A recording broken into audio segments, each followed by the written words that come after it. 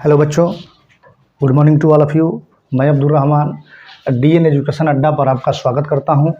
उम्मीद करता हूं कि आपकी तैयारी बहुत शानदार चल रही होगी और लगातार वीडियो देने के बाद आज करंट अफेयर्स की शुरुआत हम कर रहे हैं, जो बहुत ही फेमस टॉपिक के साथ हम शुरू करेंगे।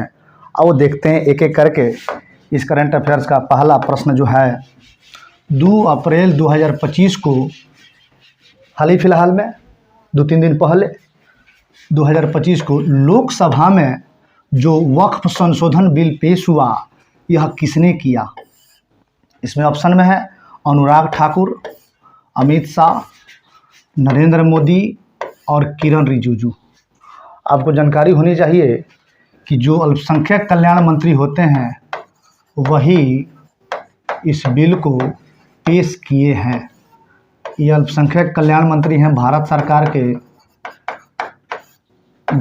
सरकार के और इन्होंने ही ये वक्फ संशोधन बिल 2025 लोकसभा में पेश किया।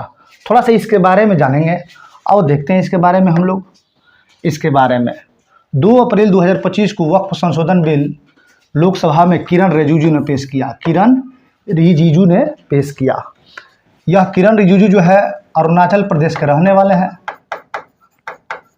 अरुणाचल प्रदेश के एमपी हैं, लोकसभा एमपी हैं, रहने वाले हैं। इस बिल के द्वारा वक्फ बोर्ड की संपत्तियों को कानूनी दायरे में लाए जाने का प्रस्ताव है। इसका उद्देश्य क्या है? तो पहला उद्देश्य यह है कि इस बिल के द्वारा वक्फ बोर्ड की जो संपत्ति है उसको कानून के दायरे में लाया जाएगा।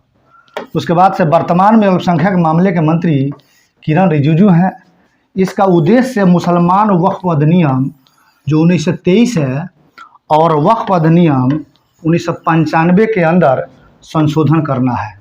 ये नोट जो है आपके लिए बहुत ही बेनिफिट साबित होगा और इसमें जो मेजर फैक्ट है वह आपके एग्ज़ाम के लिए बहुत ही शानदार होगा।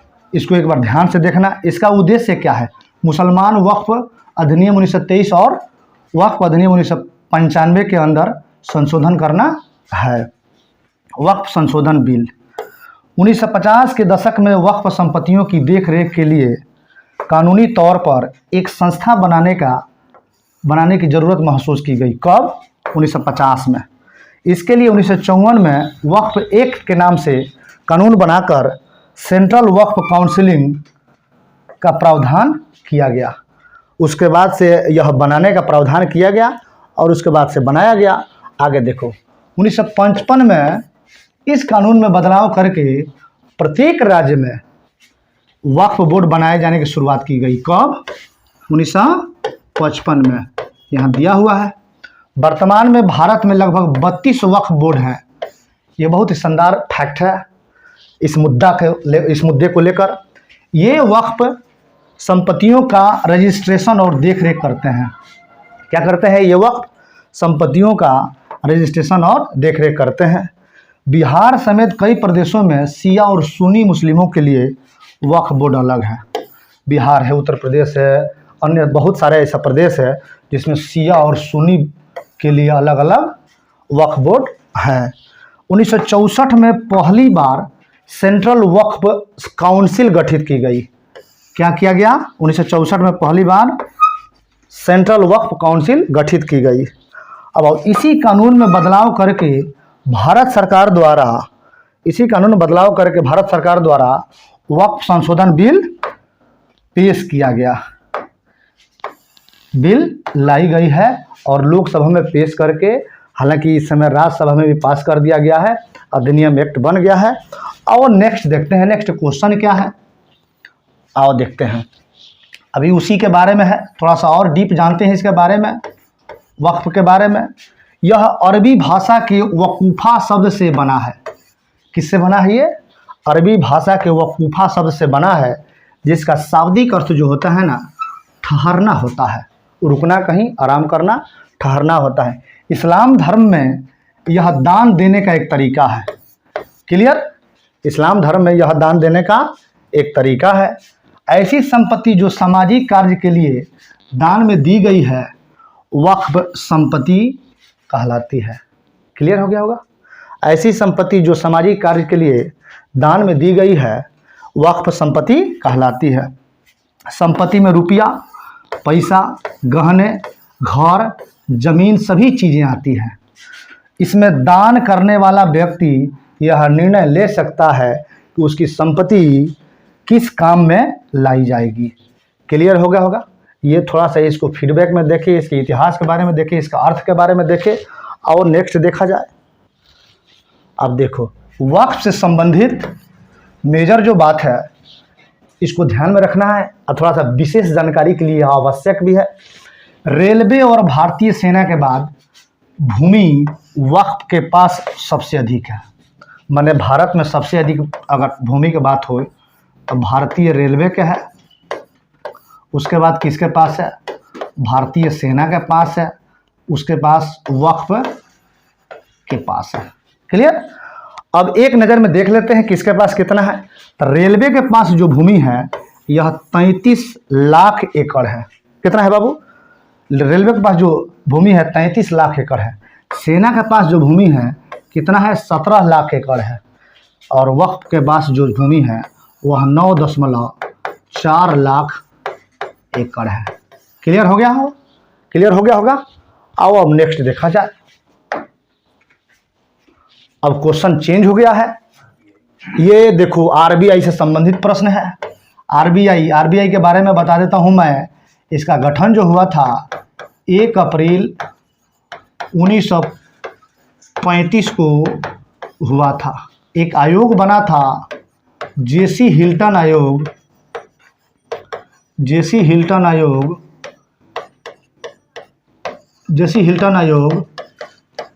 के तहत इसका गठन हुआ था। अब देखो ये करंट में क्या है आरबीआई से संबंधित। तो करंट में है कि 1 अप्रैल 2025 को भारत की वर्तमान राष्ट्रपति कौन है? श्रीमती द्रौपदी मुर्मू। 1 अप्रैल 2025 को भारत की वर्तमान राष्ट्रपति द्वारा मुंबई में राष्ट्रीय प्रदर्शन कला केंद्र, यहाँ से 2 प्रश्न आएगा। एक आएगा कि राष्ट्रीय प्रदर्शन कला केंद्र कहाँ है? मुंबई में भारतीय रिजर्व बैंक के 90वीं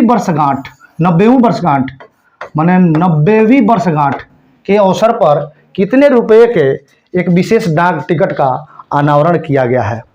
ये रुपया हो जाएगा 5 रुपये के विशेष मूल्य के डाक टिकट जारी किया गया है। आओ नेक्स्ट देखते हैं ये सब है क्या। 1 अप्रैल 2025 को भारत की वर्तमान राष्ट्रपति द्वारा मुंबई में राष्ट्रीय प्रदर्शन कला केंद्र में भारतीय रिजर्व बैंक के 90वीं वर्षगांठ के अवसर पर 5 रुपये मूल्य के एक विशेष डाक टिकट का अनावरण किया गया। अब थोड़ा सा और देखते हैं इसके बारे में। इस डाक टिकट में कोलकाता में रिजर्व बैंक ऑफ इंडिया का मुख्यालय और मुंबई के वर्तमान मुख्यालय को दिखाया गया है। यह प्रश्न पूछता है कि क्या वर्तमान का मुख्यालय आरबीआई का कलकत्ता है या मुंबई है। आओ देखते हैं। अभी जो पूछे जाए कि आरबीआई का मुख्यालय कहाँ है, अभी वर्तमान में तो मुंबई है, लेकिन पहले आरबीआई का मुख्यालय कहाँ था? कलकत्ता था। क्लियर, कलकत्ता था। तो उसी को लेकर यह इस डाक टिकट में कोलकाता में रिजर्व बैंक ऑफ इंडिया का मुख्यालय और मुंबई के वर्तमान मुख्यालय को दिखाया गया है, जो आरबीआई के विकास को प्रदर्शित करता है। इस लोगों का आदर्श वाक्य है स्थिरता, विश्वास और विकास। थोड़ा सा कमीशन के जो तैयारी करते हैं वो थोड़ा सा इसका लोगो देख लेंगे। स्थिरता, विश्वास और विकास। आरबीआई ने 1937 में अपना मुख्यालय कलकत्ता से मुंबई हस्तांतरित किया। आ गया ना बात। अब 1937 तक मुख्यालय जो है आपका मुंबई रहा। 1937 के बाद 1937 तक मुख्यालय जो है कलकत्ता रहा। 1937 के बाद मुख्यालय कहाँ आ गया? मुंबई आ गया। और नेक्स्ट देखते हैं अगला प्रश्न क्या है। अभी इसी में कुछ विशेष है। वर्तमान में आरबीआई भारत के आधिकारिक मुद्रा नोटों को 10 रुपया, 20 रुपया, 50 रुपया, 100 रुपया और 200 और 500 के मूल्य वर्ग में जारी करता है। ठीक है। आरबीआई ने डिजिटल रुपया ये जो संकेत है भी जारी किया है, यह देश की सेंट्रल बैंक डिजिटल करेंसी है। भारत में सिक्के जारी करने का कार्य वित्त मंत्रालय को है और उन्हीं के द्वारा जारी किया जाता है। सिक्के जारी करने का जो कार्य है वित्त मंत्रालय को है। वर्तमान में आरबीआई के गवर्नर संजय मल्होत्रा हैं। आरबीआई के गवर्नर जो है संजय मल्होत्रा हैं। अब देखो आ गया बात सब। आरबीआई की स्थापना कब की गई? 1 अप्रैल 1935 को हुई थी। इसका राष्ट्रीयकरण कब किया गया? 1 जनवरी 1949 को किया गया था। इस समय जो आरबीआई के अध्यक्ष थे उनका नाम था एल.के. झा। एल.के. झा। उन्हीं के समय में राष्ट्रीयकरण आरबीआई का किया गया। अभी वर्तमान में इसका मुख्यालय मुंबई महाराष्ट्र में है। कहाँ है? मुंबई महाराष्ट्र में है। अब देखो थोड़ा सा एक और नोट पॉइंट करने वाली बात है कि सर ओसबॉर्न स्मिथ भारतीय रिजर्व बैंक के प्रथम गवर्नर थे। तो सर ओसबॉर्न स्मिथ जो थे भारतीय रिजर्व बैंक के यह प्रथम गवर्नर थे। ये कब के बात हो रही है? जब स्थापना की गई थी तब के बात हो रही है। एक प्रश्न ये भी पूछता है कि आज़ादी के बाद से प्रथम गवर्नर आरबीआई के कौन थे? उनका नाम था सी.डी. देशमुख। क्या नाम था उनका? सी.डी. देशमुख। ये आज़ाद भारत के आरबीआई के प्रथम गवर्नर के रूप में रहे। और नेक्स्ट देखा जाए, अगला है ये बिहार से है। बहुत बेहतरीन करंट है बिहार से। और इसको देखते हैं हम। बिहार राज्य के इनमें से किस जिले में मठ मंदिरों की संख्या सबसे अधिक है? बहुत बेहतरीन प्रश्न है। मठ मंदिरों की संख्या सबसे अधिक है। अब देखो इसका जो ऑप्शन है, पहले कैमूर दिया है, उसके बाद पटना दिया है, उसके बाद सारण दिया है, उसके बाद वैशाली दिया है। लेकिन आंसर की बात जब होगी तो इसमें वैशाली आंसर होगा। कह रहा है कि बिहार राज्य के वैशाली जिला में मठ मंदिरों की संख्या सर्वाधिक है। क्या है? सबसे अधिक है। और इससे आइए इससे रिलेटेड कुछ देखते हैं। बिहार के जिलों में मठ मंदिरों की संख्या किसमें कितना है? इसमें वैशाली है, वैशाली में 517 है, सारण में 360 है, कैमूर में 329 है, गया में 258 है और पटना में 241 है और मधुबनी में आपका 163 है और सिवान जो है बहुत ही बेहतरीन डिस्ट्रिक्ट है और वहाँ जो है 155 है। और नेक्स्ट देखते हैं।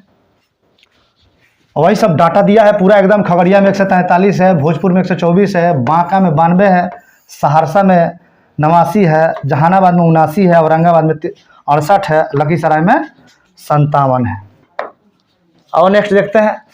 अब प्रश्न आ गया आईआर से। आईआर समझते हो? अंतर्राष्ट्रीय संबंध से, इंटरनेशनल रिलेशनशिप। अब देखते हैं। 1 अप्रैल 2025 को भारत और नेपाल ने काठमांडू में कितने उच्च प्रभाव सामुदायिक विकास परियोजनाओं के लिए समझौता ज्ञापन पर हस्ताक्षर किया है? माने कितने सामुदायिक विकास परियोजनाओं के लिए समझौते पर हस्ताक्षर किया है भारत और नेपाल? तब इसका आंसर हो जाएगा 10। कितने? 10। और नेक्स्ट देखते हैं।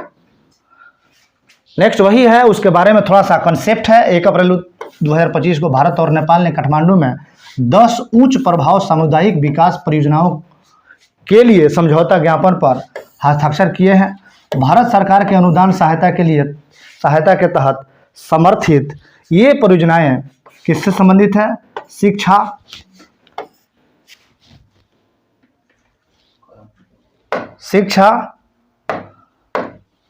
स्वास्थ्य, संस्कृति क्षेत्रों पर केंद्रित है। इनकी कुल अनुमानित जो लागत है 625 मिलियन नेपाली रुपया है। और नेक्स्ट देखा जाए। नेक्स्ट है यह पहल नेपाल में बुनियादी ढांचे और सामुदायिक विकास कार्यक्रम को जमीनी स्तर पर बढ़ाने के लिए भारत की सतत प्रतिबद्धता का हिस्सा है। इसमें शामिल सभी परियोजनाओं को स्थानीय नेपाली अधिकारियों द्वारा कार्यान्वित किया गया। वर्ष 2003 में भारत ने 573 HICDP का समर्थन किया था। ये परियोजना नेपाल के सभी 7 प्रांतों में फैली है। नेपाल के सभी 7 प्रांतों में, इसका मतलब नेपाल में केवल 7 स्टेट है, 7 प्रांत ही है। जो जमीनी स्तर पर बुनियादी ढांचों के विकास को प्राथमिकता प्रदान करता है। वर्तमान में नेपाल के राष्ट्रपति कौन है? तो वर्तमान में नेपाल के राष्ट्रपति जो है रामचंद्र पैडोल है। और नेपाल के प्रधानमंत्री कौन है? केपी शर्मा ओली है। और नेक्स्ट देखा जाए, नेक्स्ट है नियुक्ति से संबंधित है। नियुक्ति से संबंधित है। 2 अप्रैल 2025 को भारतीय रिजर्व बैंक का डिप्टी गवर्नर किसे नियुक्त किया गया? डिप्टी गवर्नर किसे नियुक्त किया गया? तो उनका नाम है पूनम गुप्ता। पूनम गुप्ता को डिप्टी गवर्नर नियुक्त किया गया। नेक्स्ट आओ देखते हैं, 2 अप्रैल 2025 को भारतीय रिजर्व बैंक का डिप्टी गवर्नर पूनम गुप्ता को नियुक्त किया गया। NCER की महानिदेशक पूनम गुप्ता, माने NCAER के जो महानिदेशक पूनम गुप्ता को 3 वर्ष के लिए RBI का डिप्टी गवर्नर नियुक्त किया गया। अब देखो किनका स्थान लेंगी वह? तो माइकल देवव्रत पात्रा का स्थान ग्रहण की। RBI में 4 डिप्टी गवर्नर होते हैं, ये भी याद रखना। RBI में 4 डिप्टी गवर्नर होते हैं। जो वर्तमान में है, एक का नाम है M राजेश्वर राव, T रविशंकर और स्वामीनाथन जानकी रमन, और अभी जो नाम चल रहा है उनका पूनम गुप्ता। पूनम गुप्ता ने अमेरिका के मैरीलैंड विश्वविद्यालय से अर्थशास्त्र में PhD की है। इन्होंने दिल्ली स्कूल ऑफ इकोनॉमिक्स से अर्थशास्त्र में मास्टर डिग्री प्राप्त की है। तो ये रहा पूनम गुप्ता के बारे में कुछ हिस्टोरिकल पॉइंट। और नेक्स्ट देखते हैं, वह वर्तमान में national council of applied economic research की महानिदेशक है, जो देश की अग्रणी आर्थिक नीति थिंक टैंक है। IMF और विश्व बैंक में अपनी सेवा यह दे चुकी हैं। वे प्रधानमंत्री की आर्थिक सलाहकार परिषद के भी सदस्य रही हैं। इन्होंने NIPFP में RBI के चेयर प्रोफेसर और IER में प्रोफेसर के रूप में कार्य किया है। ये इन्हें अर्थशास्त्र में PhD थीसिस के लिए वर्ष 1998 में एग्जिम बैंक का पुरस्कार प्राप्त हुआ था। वर्तमान में NCAER के अध्यक्ष नानन M नीलेकणी है। अब आओ दिखाते हैं इसके बाद क्या है, और इसका मुख्यालय कहाँ है रे बाबू? नई दिल्ली में स्थित है। और नेक्स्ट देखा जाए, नेक्स्ट है अर्थशास्त्र का प्रश्न है, इकोनॉमिक्स का है कि अप्रैल 2025 में वैश्विक क्रेडिट रेटिंग एजेंसी मूडीज के अनुसार वित्त वर्ष 2025-26 में भारत का GDP कितना रहने का अनुमान है? कितना रहने का अनुमान है? तो अभी कुछ दिन पहले आया था 6.5% रहने का अनुमान है। और नेक्स्ट देखा जाए इसमें, अप्रैल 2025 में वैश्विक credit rating agency Moody's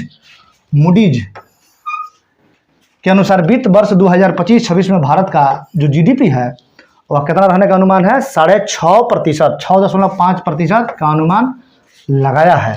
Bharat का GDP वित्तीय वर्ष 2025-26 में FY26 में 6.5% के दर से बढ़ेगा, जो FY25 में 6.7% से कम है।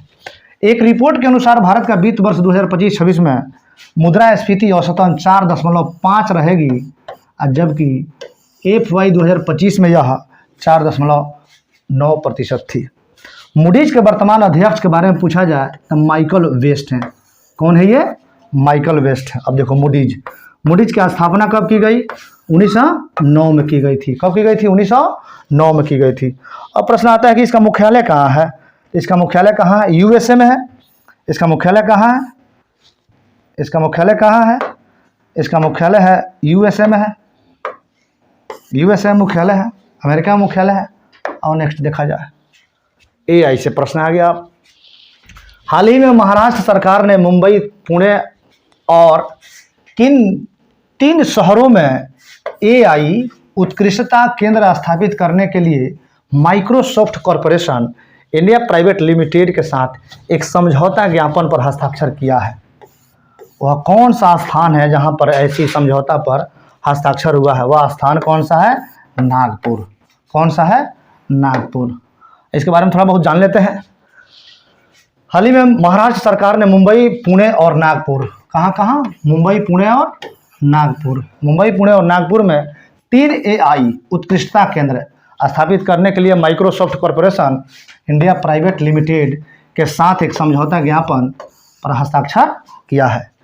AI उत्कृष्ट केंद्र Mumbai centre for geo spatial analytics, इसका फुल फॉर्म होता है। यह महाराष्ट्र के मुख्य सचिव के कार्यभार में स्थित रहेगा, माने उन्हीं के दिशा निर्देशन में चलेगा। यह केंद्र शासन के निर्णयों का समर्थन करने के लिए उपग्रह इमेजरी और स्थानीय डाटा का उपयोग करेगा। और नेक्स्ट देखते हैं, नेक्स्ट क्या है? यह भौगोलिक जानकारी के प्रबंध और बेहतर योजना के लिए महत्वपूर्ण डेटा का विश्लेषण करने में मदद करेगा। अब देखो क्या क्या करेगा यह, माने भौगोलिक जानकारी के बारे में और बेहतर योजना के बारे में जो महत्वपूर्ण डेटा होगा उसका यह विश्लेषण करने में मदद करेगा। Pune centre for forensic AI, यह केंद्र आपराधिक जांच को बढ़ाने के लिए फॉरेंसिक विज्ञान के साथ AI को एकीकृत करेगा। जो फॉरेंसिक जांच होता है उसमें यह सपोर्ट करेगा। यह फॉरेंसिक डेटा विश्लेषण, साक्ष्य प्रबंधन और समग्र अपराध सुलझाने की क्षमताओं में सुधार करेगा, यानी उसके कार्य करने में थोड़ा सा और तेजी करेगा। उसके बाद से नागपुर वाला है। नागपुर में स्थित Maharashtra advance research and vigilance for enforcement of reformed laws limited AMRVEL जो है यह करेगा, यह जो है इसका काम क्या है? यह करेगा, आपको समझ जाइए कि केंद्र प्रवर्तन, निगरानी, जासूसी और शासन सुधारों सहित सरकारी कामों के लिए AI संचालित समाधानों पर ध्यान केंद्रित करेगा। एक नोट देख लो इसमें, AI के जो CEO हैं इसकी स्थापना के अतिरिक्त माइक्रोसॉफ्ट के साथ साझेदारी विश्व स्तर पर मान्यता प्राप्त माइक्रोसॉफ्ट लर्न प्लेटफॉर्म के द्वारा सरकारी कर्मचारियों के लिए व्यापक प्रशिक्षण और प्रमाणन कार्यक्रम शामिल है। थोड़ा सा डीप है, घबराना नहीं है, एक बार एक नज़र इसको देख लेना है बढ़िया से, और जहाँ जहाँ से फैक्ट निकलता है उसको रजिस्टर में नोट कर लेनी है, एक अपना कॉपी बनाना है, और उसके बाद से उस कॉपी को जब एग्ज़ाम देने जाना है तो एक बार रिवीजन कर लेनी है। इस पहल का उद्देश्य राज्य कर्मियों को उन्नत AI कौशल से लैस करना है। और नेक्स्ट देखा जाए, नेक्स्ट है महाराष्ट्र। वर्तमान में महाराष्ट्र के मुख्यमंत्री देवेंद्र फडणवीस है। यहाँ के राज्यपाल CP राधाकृष्णन है।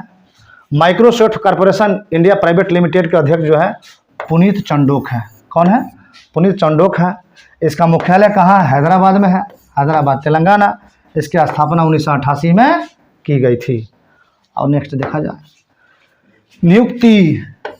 आओ 1 अप्रैल 2025 को किसी भारतीय निर्यात संगठन महासंघ FIEO का अध्यक्ष नियुक्त किया गया। किसे नियुक्त किया गया भाई? ये किया गया था सुभाष चंद्र रल्हान को। किसको? सुभाष चंद्र रल्हान को। अश्विनी कुमार नहीं होंगे, शिव सुब्रमण्यम रमन नहीं होंगे, रविकांत श्याम सुंदर कपूर नहीं होंगे। आओ नेक्स्ट देखते हैं, उसी का थोड़ा सा डिस्क्रिप्शन है, उसी का थोड़ा सा डिस्कशन है। 1 अप्रैल 2025 का सुभाष चंद्र रल्हान को भारतीय निर्यात संगठन महासंघ को अध्यक्ष नियुक्त किया गया। वे अश्विनी कुमार का स्थान ग्रहण करेंगे जो 31 मार्च 2027 तक पद संभालेंगे। माने 31 मार्च 2027 तक पद ये संभालेंगे। कौन? सुभाष चंद्र रल्हान। रविकांत श्याम सुंदर कपूर FIEO को उपाध्यक्ष नियुक्त किया गया है। उन्होंने निर्यात क्षेत्र में 50 से अधिक वर्षों का अनुभव प्राप्त है। नेक्स्ट देखा जाए, आइए इसको देखते हैं। फीफो भारत में निर्यात संवर्धन परिषदों कमोडिटी बोर्ड ऑफ निर्यात विकास प्राधिकरणों का एक शीर्ष निकाय है। क्या निकाय है ये, जिसको फीफो बोला जाता है?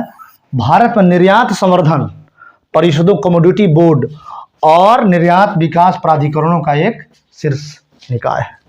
इसका उद्देश्य भारतीय निर्यात को बढ़ावा देना और सेवाओं प्रदान करके अनुकूल नीतियों की वकालत करके और निर्यातकों के सामने आने वाली समस्याओं को हल करके अंतर्राष्ट्रीय व्यापार को आसान बनाना है। माने किसी हाल में निर्यात को बढ़ावा देना है और उससे संबंधित जो अंतर्राष्ट्रीय व्यापार है उसको और बेहतर और सुगम बनाना है। आसानी से अंतर्राष्ट्रीय व्यापार में अंतर्राष्ट्रीय व्यापार हो सके, किसी प्रकार का दिक्कत न हो। अब देखिए, फीओ की स्थापना 1965 में की गई थी। यह एक ISO मार्क है। जैसे आप लोग जानते होंगे कि ISO जो मार्क है 9001 2015 इसका प्रमाणित संगठन है। क्लियर। और नेक्स्ट देखते हैं। नेक्स्ट में है पुण्यतिथि। बहुत बेहतरीन प्रश्न है। पुण्यतिथि 3 अप्रैल 2025 को छत्रपति शिवाजी महाराज की कौमी पुण्यतिथि मनाई गई। शिवाजी महाराज की कौमी पुण्यतिथि मनाई गई। 345वीं पुण्यतिथि मनाई गई। अब पूछा जाए कि शिवाजी की मृत्यु कब हुई, तो शिवाजी की मृत्यु कब हुई? तो 1680 में। 1680 में इनकी मृत्यु हुई और 1680 के बाद ये 2025 है तो 345वीं हो ही गया। और थोड़ा सा इसके बारे में भी देख लेते हैं। 3 अप्रैल 2025 को छत्रपति शिवाजी महाराज की 345वीं पुण्यतिथि मनाई जा रही है। इनका निधन 3 अप्रैल 1680 को हुआ था। आ ही गया बात। अब आओ, वे एक महान योद्धा और दूरदर्शी शासक थे। उन्होंने 17वीं सदी में मराठा साम्राज्य की स्थापना की। छत्रपति शिवाजी महाराज की जयंती 19 फरवरी को मनाई जाती है। इस दिन महाराष्ट्र में सार्वजनिक अवकाश होता है और छुट्टी रहता है। और नेक्स्ट देखा जाए, घुड़सवारी। निहारिका सिंघानिया ने बेल्जियम में आयोजित एक एजेलहॉफ CSI लियर घुड़सवारी प्रतियोगिता में कौन सा पदक जीती है? क्वेश्चन तो बड़ा डिफिकल्ट लग रहा है, लेकिन बार बार देखिएगा ऐसे ही प्रश्न आजकल पूछ रहा है। जो इजी वे में लेते हैं कि एग्जाम आसानी से हो जाएगा, संभावना कम है। थोड़ा सा टफेस्ट एग्जाम है, मेहनत करो। भीड़ बहुत ज़्यादा है, भीड़ से निकलने के लिए मेहनत आप लोग करते रहें। फिर से एक बार इसको देखते हैं। निहारिका सिंघानिया ने बेल्जियम में आयोजित एजेलहॉफ CSI लियर घुड़सवारी प्रतियोगिता में कौन सा पदक जीता है? स्वर्ण पदक जीता है। आगे देखते हैं। निहारिका सिंघानिया ने बेल्जियम में आयोजित एजेलहॉफ CSI लियर घुड़सवारी प्रतियोगिता में स्वर्ण पदक जीती है। अब देखिए, भारतीय घुड़सवारी संबंधित प्रमुख खिलाड़ी। अब घुड़सवारी से संबंधित प्रमुख जितना खिलाड़ी है उसके बारे में चर्चा कर लेते हैं। जैसे फवाद मिर्जा पूछता है कि यह किससे संबंधित है? सुदीप्ति हजेला, हृदय छेड़ा, उसके बाद अनुष अग्रवाल, दिव्यकृति सिंह आदि। ये सबका संबंध किससे है? इस सबका संबंध जो है घुड़सवारी से है। सबका संबंध किससे है? घुड़सवारी से है। नेक्स्ट देखा जाए। उसके बाद खेल, थोड़ा सा खेल से भी देख लिया जाए। वंदना कटारिया का संबंध किस खेल से है जिन्होंने संन्यास लेने की घोषणा की है? तो वंदना कटारिया का संबंध हॉकी से है और हाल ही में इन्होंने संन्यास लेने की घोषणा की है। आगे देखो, थोड़ा इसके बारे में जान लेते हैं। वंदना कटारिया का संबंध हॉकी से है जिन्होंने संन्यास लेने की घोषणा की है। भारतीय महिला हॉकी इतिहास में सबसे अधिक अंतर्राष्ट्रीय मैच 320, कितना है बाबू? 320 खेलने का रिकॉर्ड वंदना कटारिया के नाम दर्ज है। बहुत बेहतरीन फैक्ट है ये कि अंतर्राष्ट्रीय हॉकी में सबसे अधिक मैच खेलने का रिकॉर्ड किस खिलाड़ी को है? तो वंदना कटारिया को है। इन्होंने कुल 158 गोल किए हैं। ओलंपिक में हैट्रिक बनाने वाली यह प्रथम भारतीय महिला खिलाड़ी है। इन्होंने 2014 में सर्वश्रेष्ठ महिला हॉकी खिलाड़ी चुना गया था। वर्ष 2021 में इन्हें अर्जुन पुरस्कार से सम्मानित किया गया था। उसके बाद से है कि वर्ष 2022 में पद्मश्री से भी सम्मानित इन्हें किया गया था। इन्हें कौन कौन पुरस्कार मिला, कब कब सम्मानित किया गया था और रिकॉर्ड इनके पास कौन कौन है, इस सारे फैक्ट है अपने रजिस्टर में कॉपी में नोट करते रहो आप। आओ नेक्स्ट देखते हैं। उसके बाद से 1 अप्रैल 2025 को 4 दिवसीय स्कूल चले हम, क्या 4 दिवसीय स्कूल चले हम अभियान की शुरुआत किस राज्य में की गई है? किस राज्य में शुरू की गई है यह राज्य है मध्य प्रदेश। कौन राज्य है ये? मध्य प्रदेश। और इसके बारे में देखते हैं। 1 अप्रैल 2025 को 4 दिवसीय स्कूल चले हम, 4 दिवसीय कार्यक्रम जो है स्कूल चले हम अभियान की शुरुआत मध्य प्रदेश में की गई। इस अभियान का उद्देश्य छात्रों को समय पर पाठ्य पुस्तकों का वितरण सुनिश्चित करना एवं विद्यालयों में नामांकन, दाखिला में बढ़ोतरी करना तथा उज्जवल भविष्य का निर्माण करना इस योजना का मुख्य उद्देश्य है। प्रदेश के मुख्यमंत्री ने घोषणा की। अब आ गया प्रदेश के मुख्यमंत्री, तो कौन है मध्य प्रदेश के मुख्यमंत्री हो? मध्य प्रदेश के मुख्यमंत्री हैं मोहन यादव। श्री लगा लेते हैं, श्री मोहन यादव हैं। प्रदेश के मुख्यमंत्री ने घोषणा की कि सभी सीएम राइज स्कूलों का नाम बदलकर महर्षि संदीपनी विद्यालय कर दिया जाएगा। अब देखो यहाँ नाम भी बदला जाएगा, स्कूलों का महर्षि संदीपनी विद्यालय कर दिया जाएगा। इन्होंने शिक्षा पोर्टल 3.0 का भी शुभारंभ किया, जो स्कूली शिक्षा प्रक्रिया में सुव्यवस्थित और डिजिटल करेगा।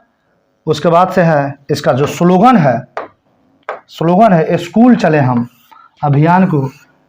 अभियान के लिए जो निम्नलिखित विशेषताएं हैं वह निम्न है। अब देखो क्या क्या विशेषताएं हैं इसके। तो मध्य प्रदेश राज्य के विद्यालयों में 1 से 12 कक्षा के छात्रों को 5.6 करोड़ पाठ्य पुस्तकें, 1.02 करोड़ आधारभूत साक्षरता और संख्यात्मकता कार्य पुस्तिकाएं तथा छात्रों को 26 लाख ब्रिज कोर्स की पुस्तकें निःशुल्क उपलब्ध कराना है। इसका मुख्य उद्देश्य ये है। दूसरा उद्देश्य है स्कूलों में भविष्य से भेंट कार्यक्रम आयोजित किया जाएगा।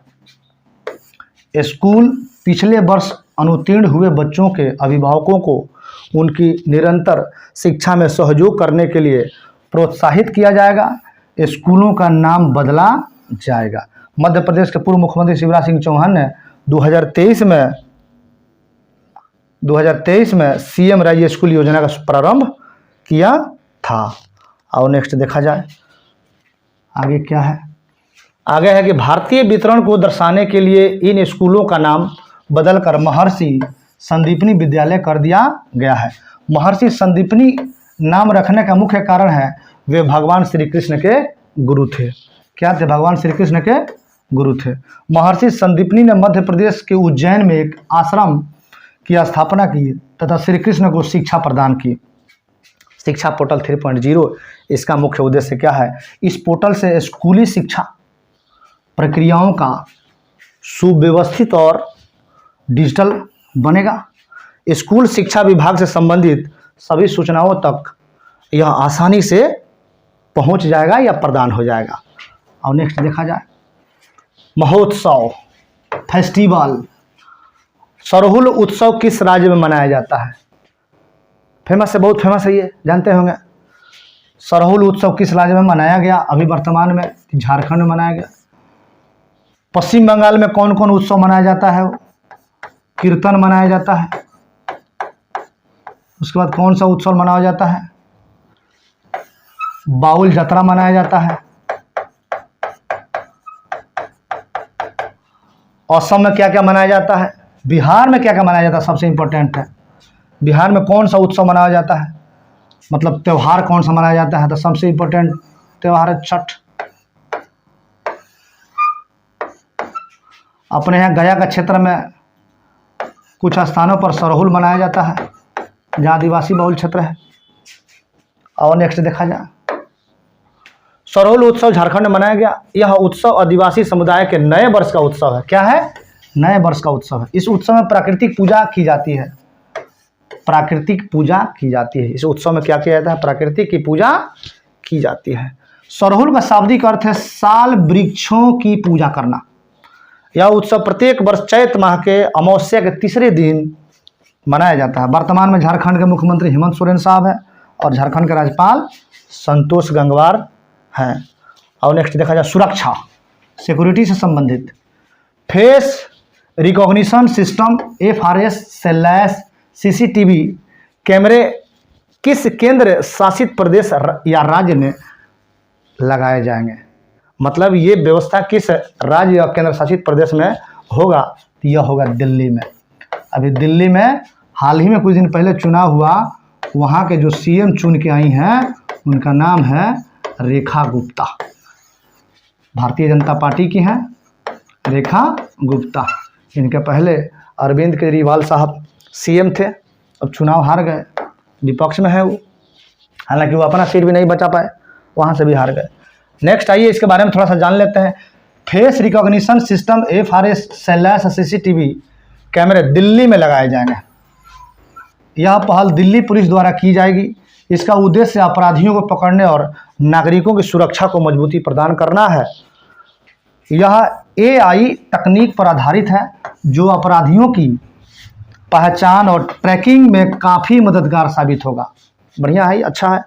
अपराधियों की जो ट्रैकिंग होगी उसमें काफ़ी मदद करेगा। सॉफ्टवेयर में अपराधियों और संदिग्धों का डाटा फीड किया जाता है। जैसे कि कोई अपराधी कैमरे के सामने आता है और कैमरे में लगा सॉफ्टवेयर तुरंत कंट्रोल रूम को अलर्ट भेजता है। वह सब कुछ सर्च इससे हो जाएगा। और नेक्स्ट देखते हैं। केंद्रीय गृह मंत्री एवं सहकारिता मंत्री अमित शाह ने किस राज्य में महाराजा अग्रसेन की भव्य प्रतिमा का अनावरण किया है?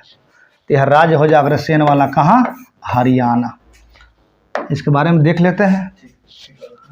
केंद्रीय गृह मंत्री एवं सहकारिता मंत्री, देखना यहाँ थोड़ा सा पॉइंट वाली बात है, दोनों मंत्रालय इन्हीं के पास है। केंद्रीय गृह मंत्री एवं सहकारिता मंत्री दोनों अमित शाह जी हैं। हिसार में जो हरियाणा स्टेट में है, महाराजा अग्रसेन की भव्य प्रतिमा का अनावरण किया है। महाराजा अग्रसेन को अग्रोहा हिसार के राजा के रूप में प्रसिद्धि प्राप्त है। इन्हें समाजवाद का अग्रदूत भी कहा जाता है। अब नहीं है, और ऐसा ही देखते रहिए आप लोग। धन्यवाद हम कहते हैं। लगातार आइए आप और थोड़ा सा वीडियो को शेयर, सब्सक्राइब और लाइक भी करते रहिए। Thank you.